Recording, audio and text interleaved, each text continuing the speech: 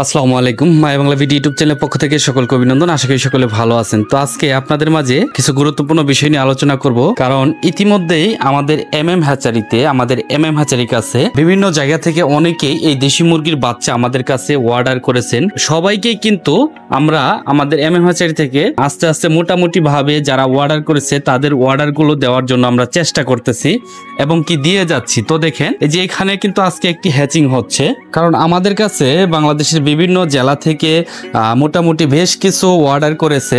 শুরুতে আমি বলে নেব যে আমার এখানে হয়তো মেশিনের সাউন্ডের কারণে, এই কন্ট্রোলারের সাউন্ডের কারণে একটু কথাগুলো শুনতে একটু সমস্যা হতে পারে, কিন্তু সবাই একটু বোঝার জন্য চেষ্টা করবেন। আমাদের এমএম হ্যাচারিতে প্রত্যেকটা মেশিনেই কিন্তু ডিম মোটামুটি বেশ ভালো পরিমাণের বসানো আছে। আমাদের কাছে ইতিপূর্বে যারা অর্ডার করেছিল তাদেরকে কিন্তু সবাইকেই কিন্তু এই দেশি মুরগির বাচ্চাগুলো কিন্তু আমরা দিয়ে দিয়েছি, এবং কিছু খামারি আছে যারা মূলত আমাদেরকে অর্ডার করে রেখেছে। প্রত্যেকটা মেশিনেই অরিজিনালি পিওর দেশি মুরগির ডিমগুলো বসানো হয়েছে, এবং এ থেকেই কিন্তু আমরা আমাদের এমএম হ্যাচারিতে এই দেশি মুরগির বাচ্চাগুলো সাধারণত উৎপাদন করে থাকি। এইভাবে প্রত্যেকটা মেশিনেই ডিম বসানো আছে। অনেকে আমাদেরকে ফোন দিয়ে বলে যে ভাই, আমি তো আপনার কাছে অর্ডার করেছিলাম, আমার তো বাচ্চাগুলো দেন নাই এখন পর্যন্ত।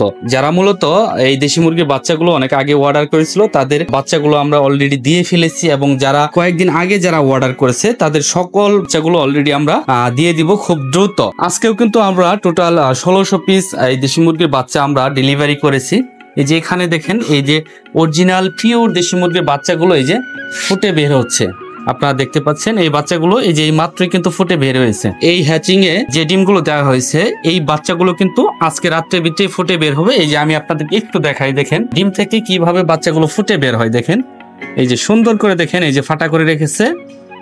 এটা যদি আমি আপনাদেরকে একটু দেখাই, দেখেন কত সুন্দর একটি বাচ্চা। এটা আমি বের করবো না মূলত।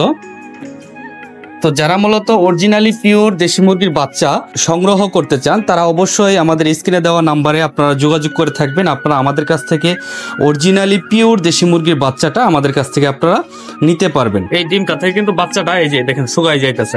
এইভাবে যদি এই যে ফাটায় যে বাচ্চা কিন্তু বের হবে, বাচ্চাটা কিন্তু ভালো কোয়ালিটি আসবে না। তো এই যে আমাদের এমএম হ্যাচারির দেশি মুরগির বাচ্চা, অরিজিনাল পিওর দেশি মুরগির বাচ্চা। তো আমার এখানে যে ভাই আছে, ভাই মূলত এর আগেও আমার কাছ থেকে দেশি মুরগির বাচ্চা সংরক্ষণ করেছিল। তো ভাইকে আপনারা দেখেছেন, কারণ ভাইয়ের বাড়ি হচ্ছে ঝিনাইগাতি গজনি অবকাশের ওইদিকে। তো ভাই কিন্তু আমার কাছ থেকে এর আগেও বাচ্চা সংরক্ষণ করেছে। তো ভাই আজকে আপনি কতগুলো বাচ্চা নিতে আসছেন? আজকে বাচ্চা নেবো 1300। আপনি যে এর আগে যে বাচ্চা নিছিলেন, যে বাচ্চাগুলা বিক্রি হয়েছে, ওই বাচ্চাগুলার আপনি কতগুলো বাচ্চা নিছিলেন এখানে?